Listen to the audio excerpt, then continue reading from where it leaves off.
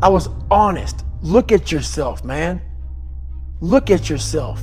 What am I going to do today to change what I see in this mirror? How you address it is you face it.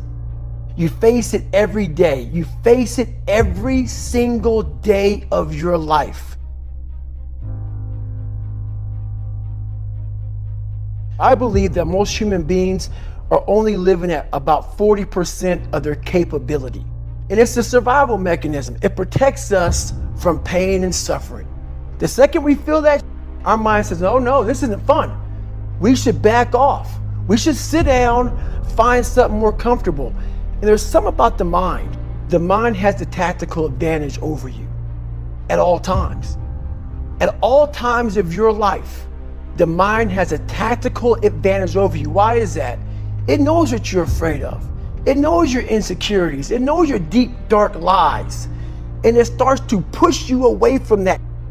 It pushes you in a direction that is comfortable. The mind controls everything.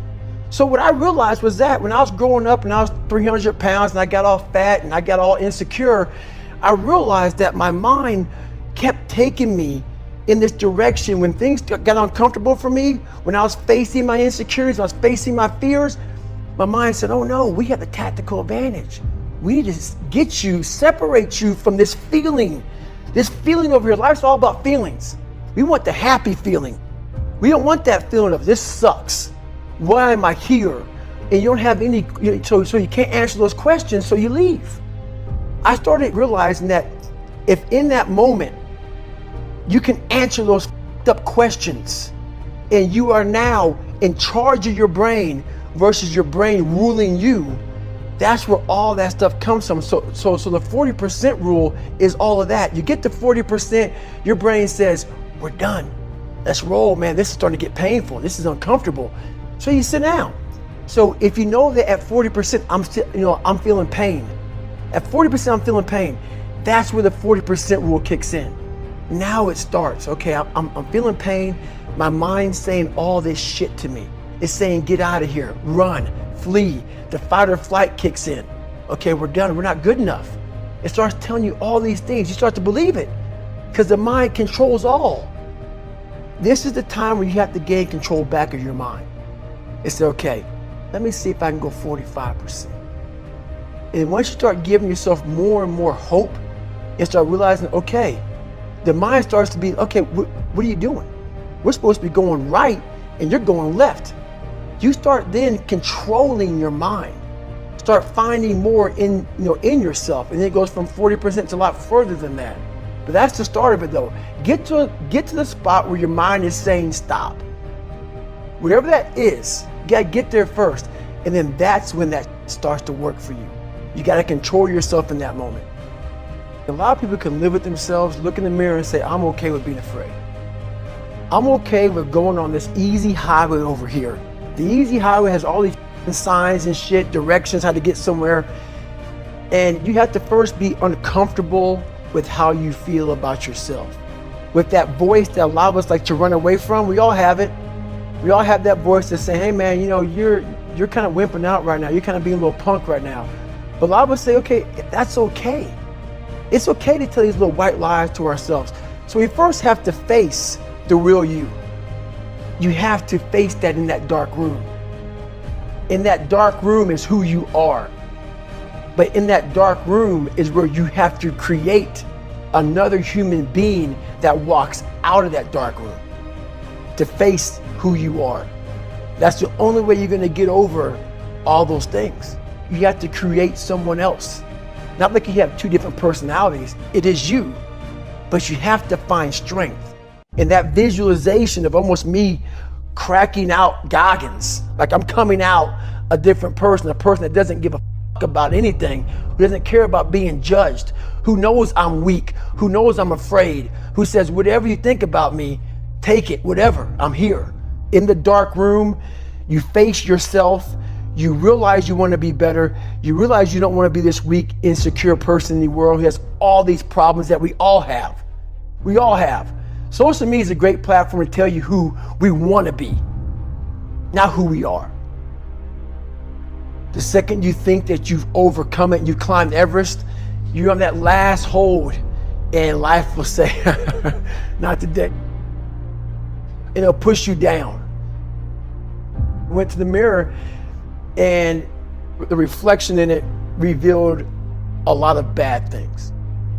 And I'm looking at myself in the mirror going like, God, dog, dude, you are something else, man. Like, you have created a character.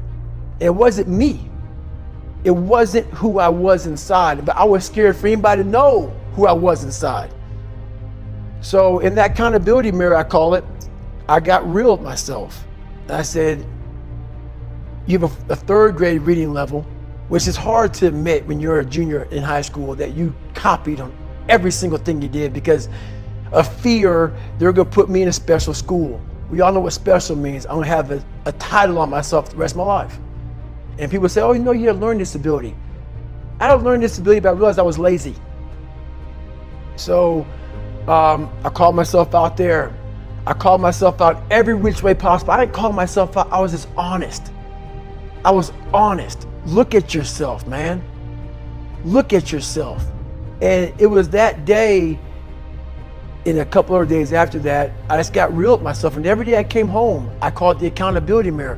What am I gonna do today to change what I see in this mirror? I had to really wear this layer of skin. I had to develop a really calloused skin on me to take whatever you're gonna call me, you're gonna call me. But whoever I am, you're gonna see me. You're gonna see me for who I am, because I need to change who I'm not. And that accountability mirror just became raw.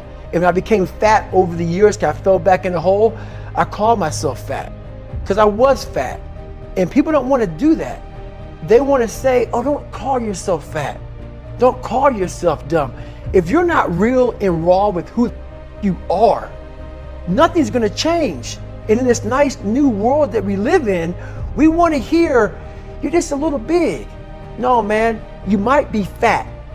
And it's okay to hear that from yourself and from everybody else. So that's where it started at. And it's raw. It gets ugly sometimes with me in that mirror, but I'm also proud of myself to be able to tell myself that and then fix what's in that mirror.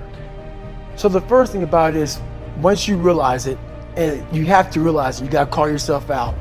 Addressing it is very small. It doesn't go from like one morning this way, next morning I wake up and presto, 5 steps to greatness. No, it ain't that, brother. This is hard work. It's every day, like right now.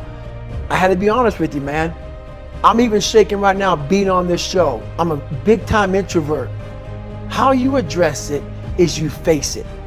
You face it every day. You face it every single day of your life, where you say, okay, like if you're fat, you need to lose weight. It's patience. It's patience in this fact of accepting who you are right now. I'm fat, I don't like myself.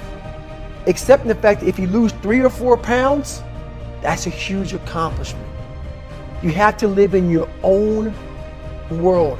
You cannot judge yourself. That's why social media and all these things are horrible. You can't judge yourself off of the so-called competition that we have made up in our mind. The things that, how people look, how people act, how smart someone is. This is a race that you run completely alone. And you're all by yourself. I had tons of sticky notes all over my mirror. It wasn't like, be better than John or be as fast as whoever. Okay, David, yesterday you did this.